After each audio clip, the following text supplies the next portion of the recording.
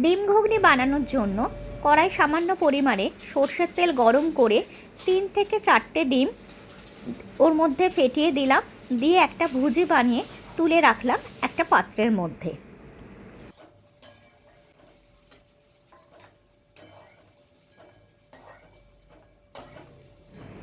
এবার কড়ায় আবারও সামান্য পরিমাণে সর্ষের তেল গরম করে নিয়ে 2টো তেজপাতা, 2টো শুকনো লঙ্কা, একটু গোটা জিরে ফোড়ন দিয়ে 2টো বড় সাইজের পেঁয়াজ ঝিরিঝিরি করে ছোট করে টুকরো করে কেটে রেখেছিলাম সেটা এর মধ্যে দিয়ে দিলাম, আর একটা বড় সাইজের আলু ছোট টুকরো করে কেটে রেখেছিলাম সেটা দিয়ে একটু ভাজা ভাজা করতে লাগলাম।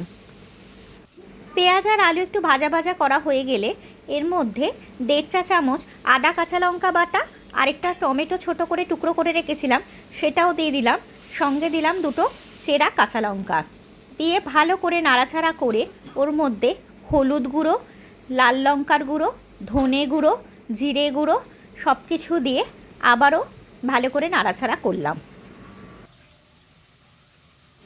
সব কিছু ভালো করে কষানো হয়ে গেলে এবার এদিকে প্রেশার কুকারে মটরগুলো আমি সেদ্ধ করে রেখেছিলাম। আগের দিন রাত্রে মটরগুলো ভালো করে ধুয়ে ভিজিয়ে রেখেছিলাম, পরের দিন ওটাকে প্রেশার কুকারে সিটি দিয়ে নিয়েছিলাম, নিয়ে সেটা ওর মধ্যে দিয়ে দিলাম, তার সঙ্গে দিলাম স্বাদ অনুযায়ী লবণ আর একটু সামান্য পরিমাণে চিনি দিয়ে মশলাটাকে আবারও ভালো করে নাড়াচাড়া করতে লাগলাম।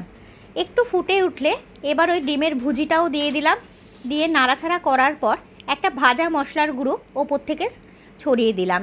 গোটা ধনে, গোটা জিরে, শুকনো লঙ্কা দিয়ে শুকনো কড়ায় একটু নাড়াচাড়া করে একটা মশলা গুঁড়ো মশলা বানিয়ে রেখেছিলাম সেটা এর মধ্যে দিয়ে দিলাম। এবার গরম গরম ডিম ঘুগনি রেডি, পরিবেশন করো। রেসিপিটা ভালো লাগলে একটা লাইক, কমেন্ট, শেয়ার আর সাবস্ক্রাইব করে